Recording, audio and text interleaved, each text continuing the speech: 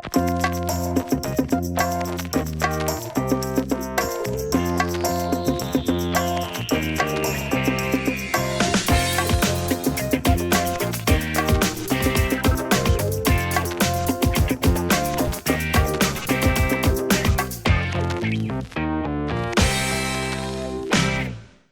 morning, everybody. Good morning. Awesome, so many people showed up so early. My name is Fiya Bruxa. The right to live in peace and the right to live with dignity. Those are simple thoughts and maybe words that we take for granted, especially here, and I think it's important to acknowledge that we're in a space almost elitist. You can feel it in the room.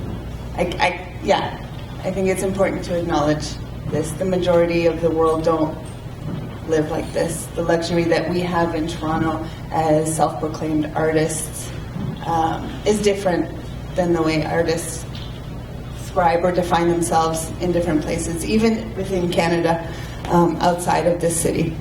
Oh, there we go. I found it. And so my name is Fiya Bruxa. Bruxa is from my all-women's hip-hop artist collective. Bruxa means witches in Portuguese, and Fiya, fire, the fire witch. So Bruxa was born, the collective was born a few years ago when we were at a hip-hop festival doing some graffiti work, and we got tired of being asked if who our boyfriends were that were painting, or who the guys were that we were with that were doing their pieces. And so we decided to empower ourselves as women within that scene and call ourselves the Bruxas. And so the right to live in peace and the right to live with dignity are core values that are part of my work. I am a visual artist, I am a storyteller, I do installation work, I also write, act, and direct in theater, film, and television. So sometimes I don't sleep. I haven't had a day off for about 7 months now, and we're currently right in the midst of painting a 13,000 square foot mural, which is huge, and so we're working 12, 14-hour days. And these values is something that I want to speak about today, because sometimes we create art, or we're institutionalized and we're educated to create artwork that can be sold and becomes a commodity. But where do we tie in our value system? Why is that not taught? Why is that not discussed? If we look at art throughout history, art has always been ceremonial. It has always been, since the carving of drawings in a cave. Theater was born from ceremony. It was the dance. All these artistic, creative ceremonies were to try to understand our place in existence in the world. And you look at our recent times, art is no longer ceremonial. Art is a commodity to be sold. And so for me, it's important to distinguish the difference between an artist and a technician. And I think that some of us, in moments, are artists. Some of us, in moments, are able to celebrate, acknowledge, be present in that ceremony. Other times, for purpose of survival, to feed and to pay rent, and because of the economic global system that we live in, capitalism, we are technicians. We learn how to apply certain tools and repeat it, and we can repeat it very well, and some of us learn to sell that and profit more than others. And so what happens when art becomes a ceremony, what happens when we tie in our basic value system. And I think that in social media it's very easy also to become righteous, and this is my value system, and I am more right than you are. I am more of an activist than you are. I know how to be the right kind of activist or the right kind of value system than you. And so that's not what I'm here to do today. I'm going to share my value system, but we all have our individual value systems. It's just something that I think that we take for granted, and that if you can leave here today questioning what is your value system and how does that link to your creative process, how does that link to your expression and to the legacy or the story that you will leave behind in this world, that's the only seed I want to plant today.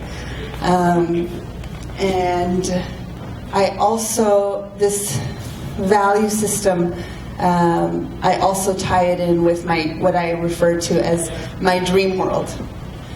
And so I have a dream book. I used to write in it a lot, and there's been the last few years where I forget to write in it, but I do acknowledge my dreams.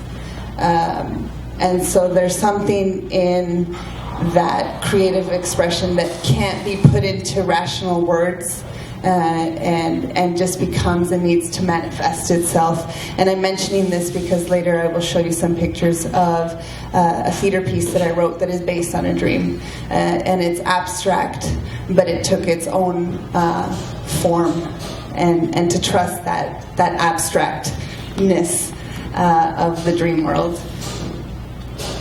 And I want to ask you guys, because my roots of creation are a mix, but one of the important elements is hip-hop. And I don't know how many hip-hop heads are in the room, maybe. Okay, so I'm going to ask you guys anyways, how old do you guys think hip-hop is? When did hip-hop start? 30 years? 50 years? 1978. 78? So usually it's said like late 70s. Some people even say the late 60s hip-hop started. So these four elements of expression that needed to be born in a context where people needed to voice their reality and their expression and their energy. It is also said that hip-hop was born over 5,000 years ago. So if we look back over 5,000 years ago with different communities in the world, we have these four elements. We have the MC, the storyteller. We have the drummer, the DJ. We have the b-boy or the b-girl, the dancers that did the ceremony. We have the carvers in the caves, the graffiti. So hip-hop, contemporary hip-hop, what I'm talking about right now is not Drake or Nicki Minaj or commercial radio. It's about hip-hop. It's about four elements. And when you unite these four elements, they say that there's the fifth element, which is consciousness.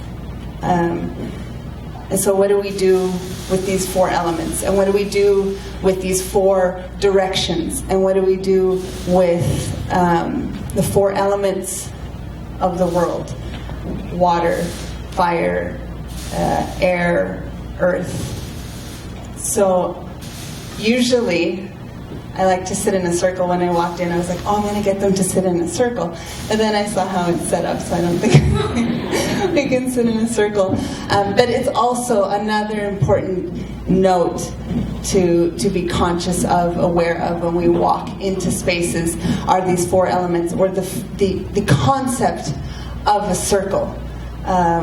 Our architecture, our political system, our economic system, our educational system are all systems of hierarchy, are all systems of power.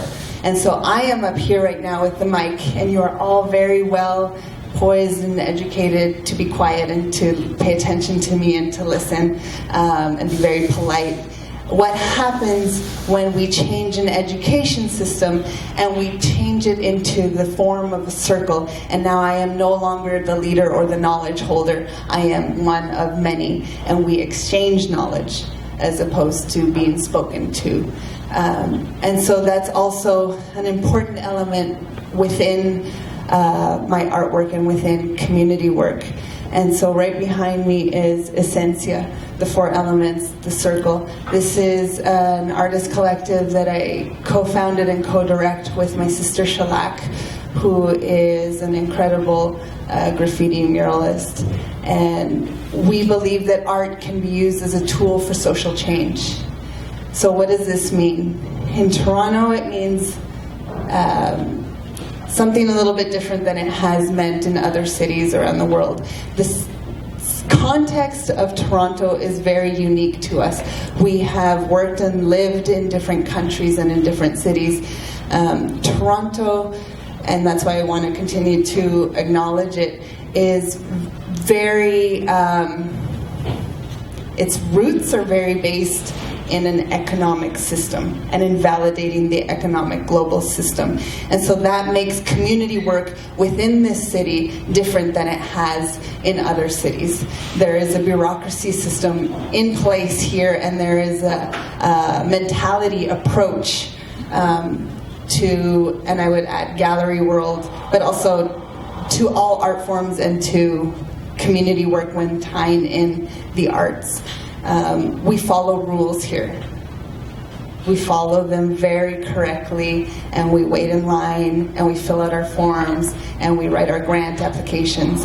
And so what happens in other countries when you don't have the same rules, and a community wants to create something, you create it because the community wants to create it. It doesn't work the same way here.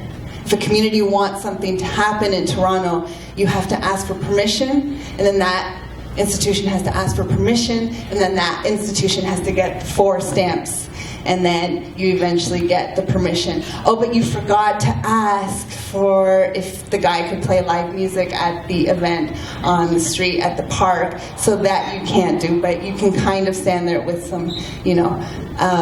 And so why are we complacent with that? So I really want to acknowledge the context that we are in Toronto, in Canada. We also had a history of 2 fraudulent elections. None of us, including myself, went out to the streets and were upset. Maybe in another country they would have been upset. But we all continued to work. We're busy working, and we're busy feeding ourselves and living our lifestyle. And so how does this all affect our creativity and our artwork? There are things that are normalized and things that we don't acknowledge. Take the time to acknowledge, because you can't break the rules without acknowledging what the rules are. And if you continue to follow all the rules, you will continue to create the same kind of artwork that everybody creates. And so what is true to you and what is true to your own unique voice? I want to touch a bit on my personal story. We are the stories that we are raised with. And so I am very grateful that I was raised hearing stories of survival. My parents left Chile from the dictatorship. My father was persecuted and tortured. I grew up with other families that survived this persecution as well. And there was never once in that rhetoric, we are victims, or there is hate or revenge. It was always, we will survive. We have to believe in the better of humankind. We have to overcome. There is such thing as peace, and there is such thing as dignity. And so these daily conversations and these daily values are part of my DNA, are in my blood, and they are part of everything. I also come from generations of strong women, from my great-grandmother to my grandmothers to my mother to my aunts to my sister. And And so all of this feeds the artwork that I do. And I want to show you guys some of the work that we do. I'm going to show you a clip of Esencia. This was started as an initiative with my sister, who said, why don't we do an exhibition with the international artists that we know in Sao Paulo, Brazil? How many have been to Sao Paulo, Brazil? So Sao Paulo is like 10 New Yorks, maybe more. It's intense, it's amazing. The art that is being created there is crazy. It's other level. It has balls. It's like, will hit you in your face. And it's amazing. Yeah, it's amazing. So this festival was a seed that was planted. Let's just do an exhibition with some artists, with the belief that art is a tool for social change, that community needs a voice to express themselves. People from Brazil were very receptive to it, and it ended up having 700 participants. The municipality got involved, donated Greyhound buses. Artists came from 5 continents.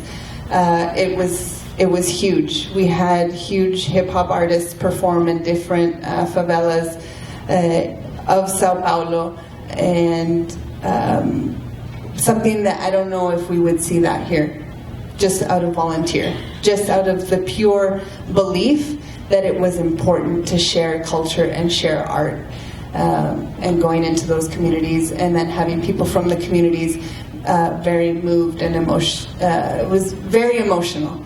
The conclusion of this festival, we gathered all of the, the big hip-hop guys from the street that are, it's tough. You got attitude. And we all sat and we shared what this festival meant to us. And one by one, there was an emotional expression of how things changed in that moment. And this festival happened a few years ago, and I've seen the path of the artists that participated and how it changed their path. This is a short little, I'm going to show you part of it.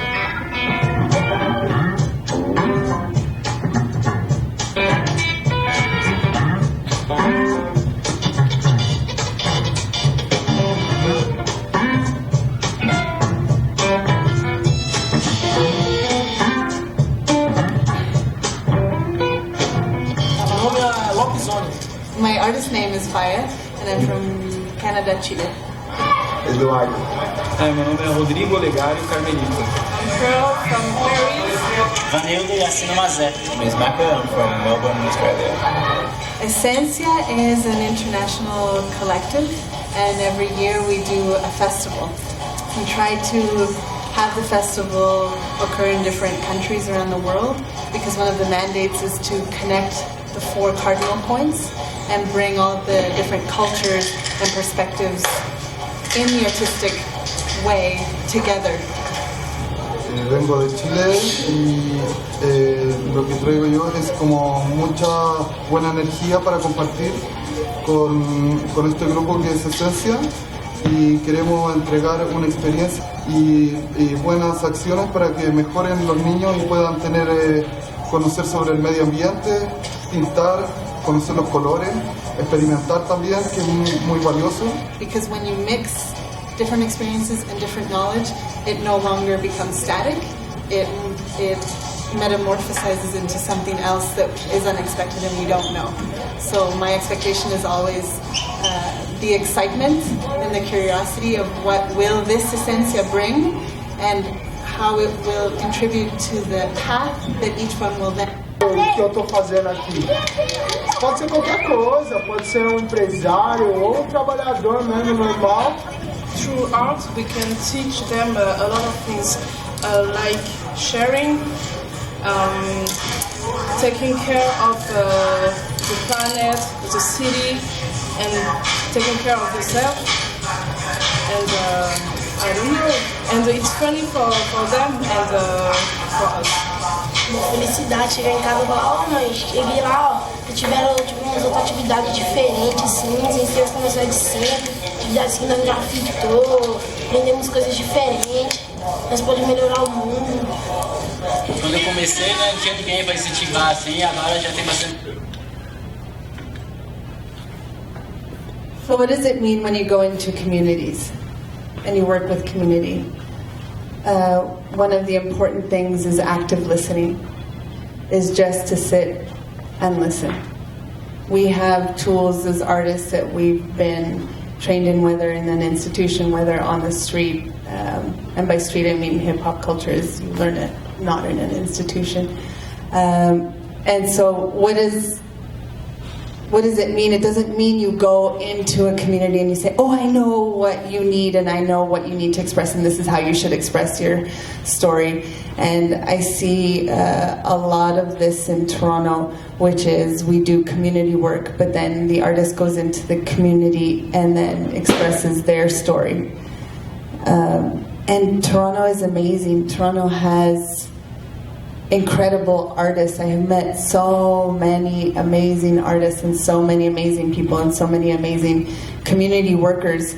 But there's also this contradiction almost because of the funding, the way funding works here and the way grants work and the way it divides and separates different organizations that get funding and do their projects, and doesn't feed an ecosystem of collaboration and doesn't feed a system of those value systems. And it almost has this pull, and a different kind of artwork is created because of that. I'm going to touch a little bit on it because a little bit on everything. I'm going to jump to theater. And so I was classically trained in theater as a performer, and eventually I ended up also writing for television for 4 years. I've written and directed films with the NFB and independent films.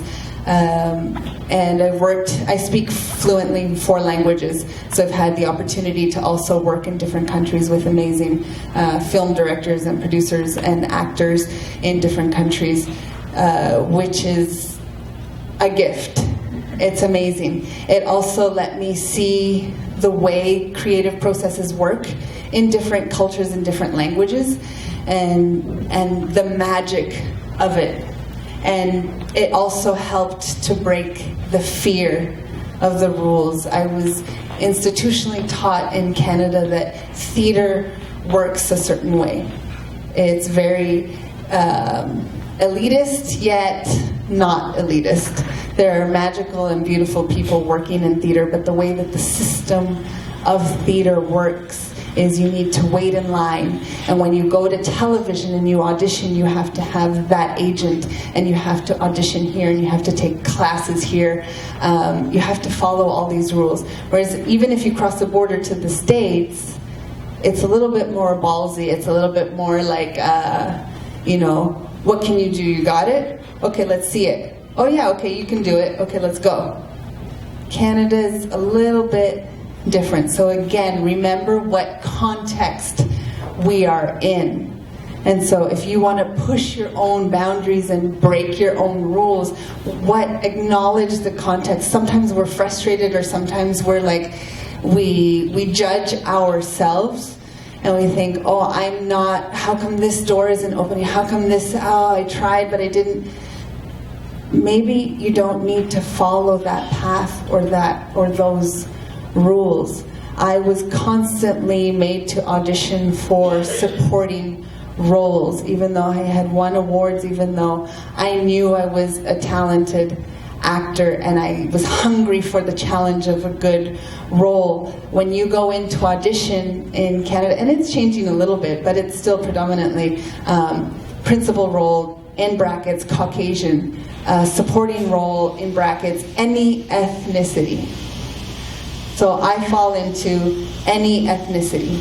I could be Native, Arab, Latina, you name it, anything. And so it was exciting at first when you're younger, and then eventually the way that these roles are written is not exciting anymore. It's very stereotypical. So when I got to audition and work in other countries, I was getting lead roles. I was working with people that were at the top, and not being told that because of the color of my eyes or my hair or my nose or my features that I could just not play that role. I was allowed to play different kinds of roles, and so that permitted me to come back, that experience, to come back with more confidence and say, no, this is the way I'm going to tell my story, this is the way I'm going to do the audition, this is the way I want, this is the kind of artist that I want to be. And so this production, this image that I'm showing you right now, is from a production based on a dream, a play that I wrote, and it's still in the workshop phase, and it's called Ayelin. It's a love story, and it's a story of survival within the context of mining and persecution and repression. And this is the first time that I came back into Canadian theatre with my own voice, with the confidence of my voice. It's in Spanglish, and I didn't have translation. I was told that I should project translation, and I agreed, and then I refused because as a visual artist I just didn't want to have a projector with something on the scene. And people understood. I think if there's movement on the stage, if something is directed the right way, then it can be communicated. And so this is another example of breaking the rules or doing it your own way.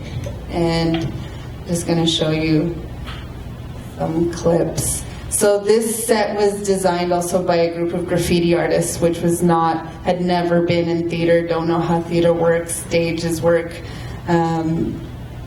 It went on to win awards and honorable mentions, and an amazing team of performers also, that some of them had also never been cast in Toronto theatre because of their accents or because of their backgrounds. And so there are things that we still take for granted and systems still in place. And I just wanted to finish with that. There's an important part to acknowledging what our value system is. For me, it's art is a tool for social change. I'm a storyteller, and every story that I tell can have an effect. It is not whether it can be sold or how much it can be sold for. I am not a business person. If it is sold for more, then awesome. But I think that it's when you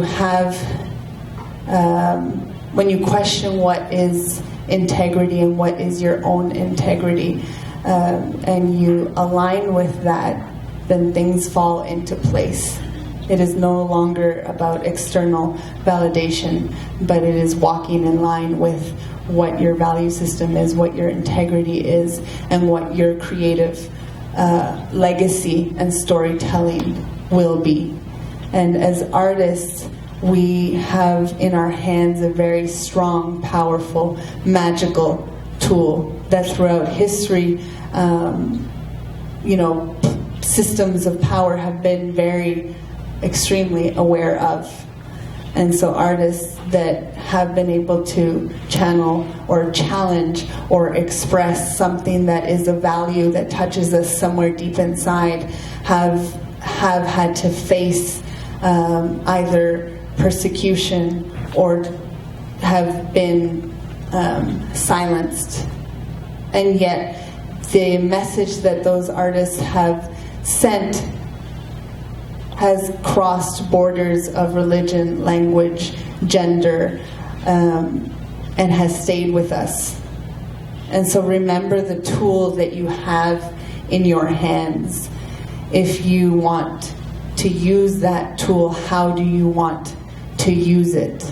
If you are not able to create something or you feel stuck, what is it that is of core value to you? What is it that you want to share while you are here alive in this lifetime and leave behind with all of us?